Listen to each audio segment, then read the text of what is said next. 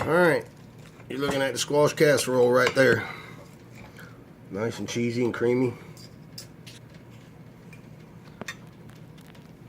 Not too mushy. There's some fried pork chops going on. There it is, plated up. Some garden potatoes diced up. And the squash casserole plated up. That's my famous signature crust. Put KFC to shame. Garden corn, sweet corn looking good. Just basically dice them potatoes up, roast them in a roaster with some butter, nature seasoning. Alright, time for me to eat. Probably put me a little bit of this Heinz 57 on here for that pork chop.